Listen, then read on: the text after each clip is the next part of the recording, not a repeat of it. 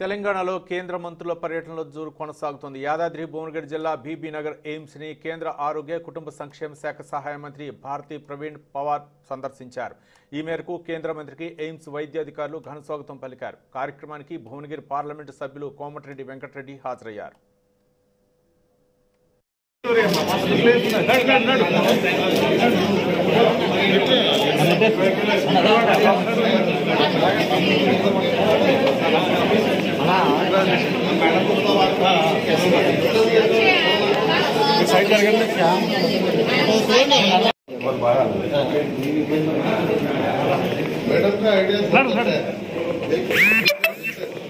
కొంచెం నడవండి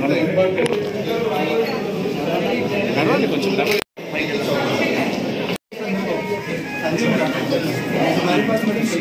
एक मिनट थोड़ा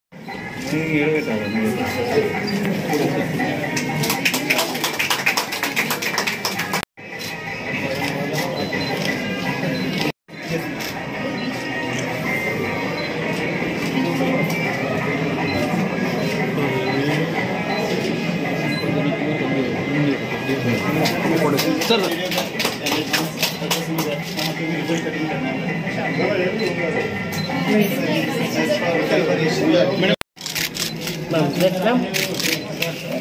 Thank you very much. Thank you.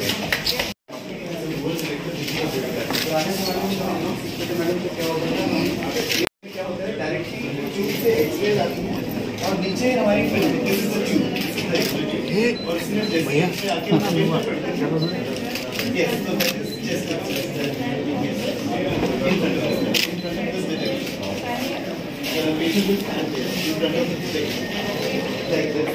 then they will take the tube is this, so the X-ray will happen from there. And the role of this is one stone detector or stone detector.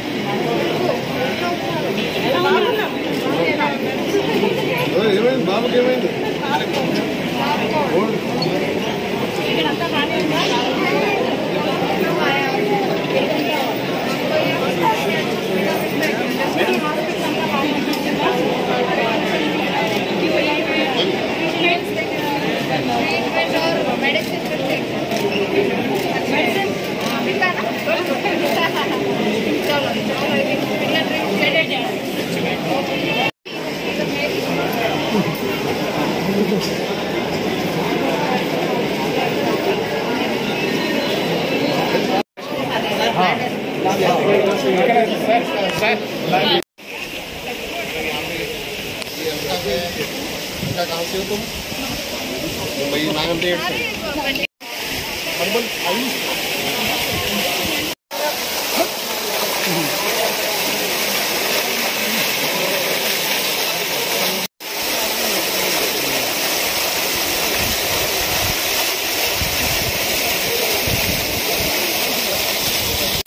The plantation simultaneously.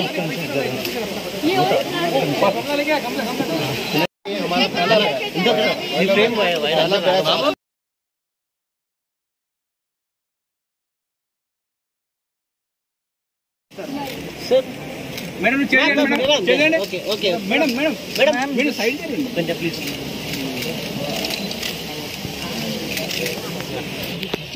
Madam yes yes madam कोई side में చెప్పండి madam కొంచెం please madam sir कुछ सब लोग चाहते थे आप सबके डिपार्टमेंट्स में जाएं, समय की कमी है। ये एनाटॉमी की मैडम कहती है हमने एनाटॉमी दिखाने के लिए madam madam madam just like madam madam कुछ ओके तुलसी को जरा ध्यान से व्हाट्सएप करो मुझे बीच बीच में। Thank you madam.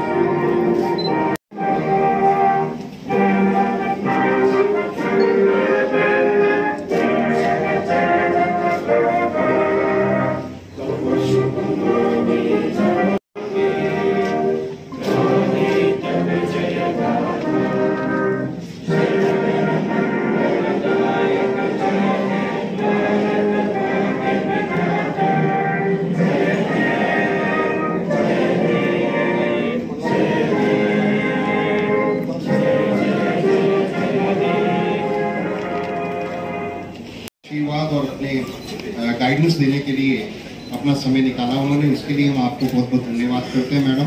इधर बैठिए। और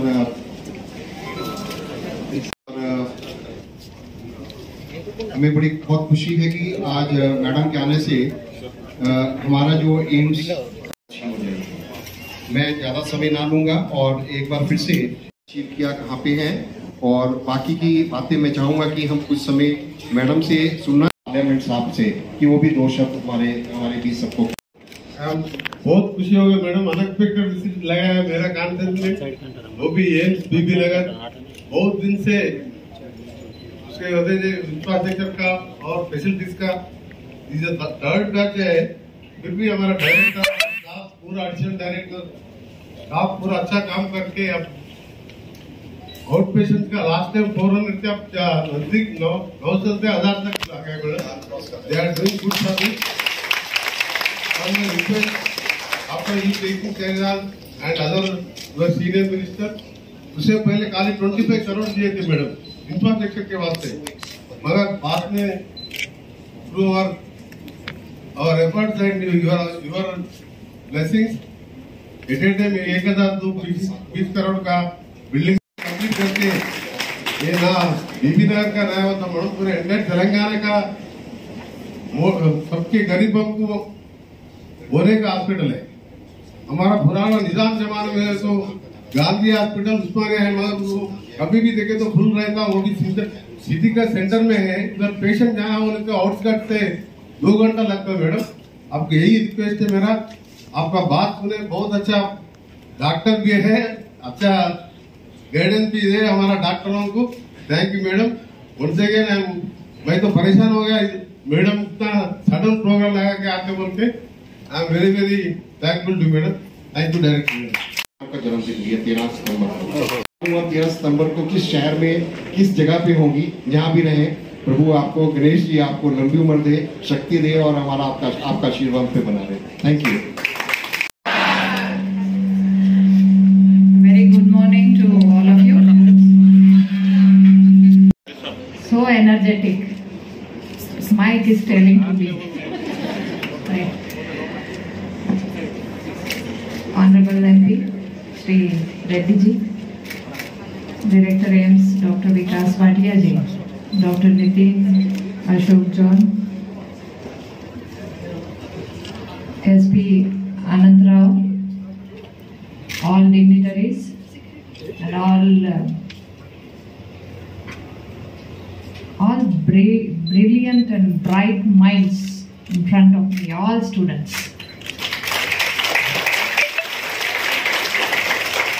And media. Very good morning to all of you. I'm happy to be present here at All India Institute of Medical Science, BB Nagar, and I'm having the opportunity to interact with you. I visited various days of AIIMS, BB Nagar. It gives me the immense pleasure to say that this is one of the premier institute in the country. And I hope this place with the world-class infrastructure will produce world-class minds which will serve our nation in years to come. आप सब लोग कह रहे होंगे कि अभी कहाँ है वो फैसिलिटी, राइट? हाँ, तो अब हम इस बदलाव में है, इस शिफ्टिंग में है कि जहां हमारे देश में सिर्फ 6 एम्स हुआ करते थे, आज वो संख्या बढ़कर 22 तक बनी है। तो ये हमारा इंडिया का बिग अचीवमेंट है। और ये क्यों है? क्योंकि लोगों का विश्वास और लोगों की सेवा में ये सुविधा बने। इसीलिए आदरणीय प्रधानमंत्री जी ने लगभग हर एक स्टेट में एक एम्स बनना चाहिए। हमारे हर एक जिले में अभी मेडिकल कॉलेज खुलने चाहिए। हमारे बच्चों को अच्छी शिक्षा मिले, सुविधा मिले, एजुकेशन मिले, इसलिए मेडिकल कॉलेज बढ़ाया जा रहा है। हमारे पेशेंट्स को वही सुविधा मिले, अच्छी सुविधा मिले, इसीलिए मेडिकल कॉलेज अपग्रेडेशन है, मेडिकल नए कॉलेज है, एम्स है। ये सुविधा के लिए आज हेल्थ मिनिस्ट्री लगातार काम कर रही है आदरणीय प्रधानमंत्री जी के नेतृत्व में। मुझे लगता है कि जब हम इस क्षेत्र में आए हैं और मैं देख पा रही हूँ हमारे देश के भविष्य को। आप सभी स्टूडेंट्स यहाँ आए होंगे एक सपना लेकर कि मुझे अच्छा डॉक्टर बनना है। बिल्कुल, मैं भी जब मेडिकल स्टूडेंट थी भाटिया सर, मैंने भी ऐसे ही सोचा था कि मुझे अच्छा डॉक्टर बन के सेवा करना है। ये हमारा सेवा भाव है जो यहाँ तक हमें लेके आया है। शायद हम लोग सोचते नहीं है, आप तो आपके लेवल पे सोच रहे होंगे मुझे ये करना है, मुझे आगे जाके वो स्पेशलिटी करनी है, ऐसे हॉस्पिटल करना है, ये काम करना है। और लेकिन आपने कभी ये नहीं सोचा है कि आप देश के भविष्य के लिए ये काम करने जा रहे हैं। So it's not related to you only, it is related to bright future of India. So आप इस लगन से काम करो, मेहनत करो कि आज जब कोविड में हमने करके दिखाया। देखो, कोविड का संकट आया तो हर एक कंट्री को लगा अब क्या होगा, इस पे ना कुछ मेडिसिन ना कुछ वैक्सीन काम कर रही थी। और लगातार हमने ऐसी भारत में ऐसी व्यवस्था थी कि रेड्डी जी कभी भी आए कुछ संकट तो वैक्सीन कहीं और देश से हम तक पहुंचता था और मैडम हम लोग 2-3 साल में वो लोगों तक देते थे। लेकिन इस बार जब चुनौती आई, सभी ने सोचा कैसे करेंगे। सभी डेवलप कंट्री के भी सामने वही सवाल थे और भारत के सामने भी वही सवाल थे। इस भारत देश में न कभी ब्रेन पावर की कमी रही, न कभी मैन पावर की कमी रही। बनेगा तो मेरे भारत में ही वैक्सीन बनेगा। और इस दिशा में एक्सपर्ट ग्रुप बनाया, साइंटिस्ट की मीटिंग करी, डॉक्टर्स की मीटिंग करी, उनको विश्वास दिलाया कि भारत में ही ये वैक्सीन बनेगा। और देखिए आज एम्स बीबी नगर में आपके सामने मुझे ये बोलने में बहुत ही गर्व महसूस हो। आज 214 करोड़ का सक्सेसफुल वैक्सीनेशन ट्रैक अगर कोई वैक्सीन कर रही है तो मेरे भारत में होगा। मुझे लगता है कि इसके हमेशा से प्रोडक्ट्स में अगर प्रयास करने हैं तो वो एक्सपर्ट साइंटिस्ट डॉक्टर्स जिस टाइम से पढ़ रहे होंगे, कभी उन्होंने भी सोचा नहीं होगा कि हमारी सेवा इस संकट काल में हमारे देश के लिए काम आएगी। और वही एग्जाम मैं आज ये कहना चाहती हूँ कि आप सभी इस दिशा में काम करो कि ये सिर्फ हमारे लिए सीमित नहीं है। ये सेवा भविष्य में मेरे भारत के लिए, मेरे देश के लिए काम आने वाली है और हमारे देश का हर एक नागरिक कहीं भी इस सेवा क्षेत्र से वंचित न रहे, इस दिशा में आपका काम आगे बढ़े। इसलिए मैं आज आप सबके लिए मिलने भी आई हूँ। कोविड ने बहुत सारा चुनौती भरा हमें एक ये सिखाया है इस संकट में कैसे लड़ना है, लेकिन इस संकट में भी हम उभर आए और आगे जाके भी हमारे हेल्थ इंफ्रास्ट्रक्चर और मजबूत हो, गांव-गांव तक सुविधा पहुंचे। इस दिशा में आज आदरणीय प्रधानमंत्री जी के नेतृत्व में, माननीय केंद्रीय मंत्री माननीय मनसुख भाई मांडविया जी के मार्गदर्शन में आज हमारी हेल्थ मिनिस्ट्री काम कर रही है। हमारे हेल्थ एंड वेलनेस सेंटर खुल रहे हैं, लगभग 1,50,000 के हेल्थ एंड वेलनेस सेंटर बन रहे हैं। वो है कि जहाँ गांव-गांव में ये सुविधा मिले कि पेशेंट को हमेशा आना पड़ता है डिस्ट्रिक्ट हॉस्पिटल में, प्राइमरी लेवल के भी कुछ इश्यूज है तो डिस्ट्रिक्ट हॉस्पिटल में आना पड़ता है, 2-2 घंटे का प्रवास करना पड़ता है। तो आज सरकार की यह व्यवस्था बन रही है कि वहीं पे हमारे गांव में जो हेल्थ एंड वेलनेस सेंटर है वहां पे through the technology, tele consultation, telemedicine से ही हमारे डिस्ट्रिक्ट लेवल के डॉक्टर्स, स्पेशलिस्ट वो पेशेंट को देखेंगे, उनको वहीं पे सलाह देंगे, ट्रीटमेंट देंगे। अगर जरूरी है तो उनको ऑपरेशन के लिए या अन्य टेस्ट के लिए जरूरी है तो उन्हें बुलाया जाएगा। तो मुझे लगता है ईज ऑफ डूइंग में हमारी सरकार काम कर रही है और इस दिशा में जबकि डिजिटल टेक्नोलॉजी की हेल्प से हमने काफी सारे पेशेंट को कोविड के दौरान हमने देखा और पेशेंट ने भी वो सुविधा अच्छे से एक्सेस करी है। तो इस दिशा में काम कर रहे हैं। एबीडीएम हमारा आयुष्मान भारत डिजिटल मिशन है, जो मिशन मैं भी डॉक्टर की पढ़ाई कर रही थी तो मैंने भी सोचा नहीं था कि भविष्य में ये भी सिस्टम आएगी कि एक आईडी, हेल्थ आईडी ऐसा बनेगा कि मैं डॉक्टर के पास जाऊंगी और विथ माय परमिशन वो हेल्थ आईडी खुलेगा और मेरे जो भी रिकॉर्ड्स, रिपोर्ट्स है, लैब टेस्टिंग है, डॉक्टर्स ने जो भी सलाह दी है तो वो रिपोर्ट्स सामने वाले डॉक्टर को मिलेंगे और तुरंत विदाउट फाइल का प्रवास वो पेशेंट वो हेल्थ आईडी से दूसरे डॉक्टर्स को वो सुविधा मिलेगी और तुरंत डॉक्टर्स को भी डिसीजन लेने के लिए कम समय में वो सुविधा है। तो ये है हमारी नई टेक्नोलॉजी, नए विजन जिससे इस एबीडीएम के माध्यम से हमारा काम आगे बढ़ रहा है। भविष्य में कोई भी भगवान न करे, अभी एक महामारी से हमने चुनौती से निपटने का काम किया है और अच्छी तरह से हम उसमें से बाहर आए, लेकिन भविष्य में फिर एक बार हमें तैयार रहना है कि कोई भी ऐसी चुनौती आती है तो हमारा हेल्थ इंफ्रास्ट्रक्चर और अच्छा बने। तो Ayushman Bharat health infrastructure PM अभियान के माध्यम से हम लोग वो सुविधा जिला तक पहुंचाने में अभी काम कर रहे हैं। जिले में अच्छी लैब बने, वहीं पे हमारे पेशेंट की सभी जो टेस्ट है, जो भी रिक्वायरमेंट है, अभी जैसे सैंपल भेजने के लिए हमें बहुत प्रयास करना पड़ा कोविड के टाइम, उसमें भी हम अभी जिला लेवल तक काम कर रहे हैं।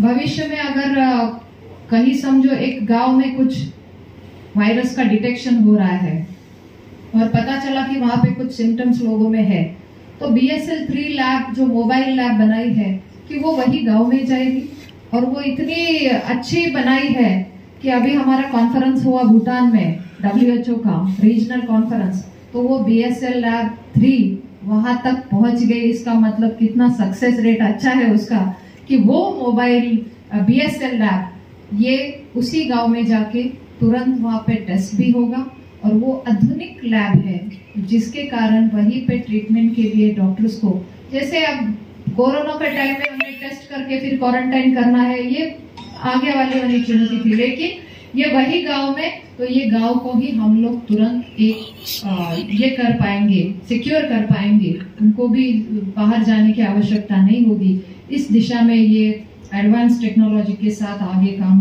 आई am proud to say that our country respects the noble medical profession more than ever. And Honorable Prime Minister has always lauded the roles of medical fraternity in saving the lives in general and during the pandemic times in particular. Doctors across the country have been given well-deserved importance, and it would not be false to say that the patients treat them as a part of their families.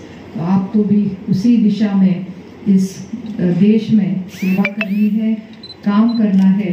और आज अगर AIIMS का एक अपना image बना है, और मैं चाहती हूँ कि आप आगे जाके जब बाहर काम करोगे, सेवा दोगे, हॉस्पिटल ज्वाइन करोगे, तो आपको पूछा जाएगा कि आपने पढ़ाई कहाँ से की है।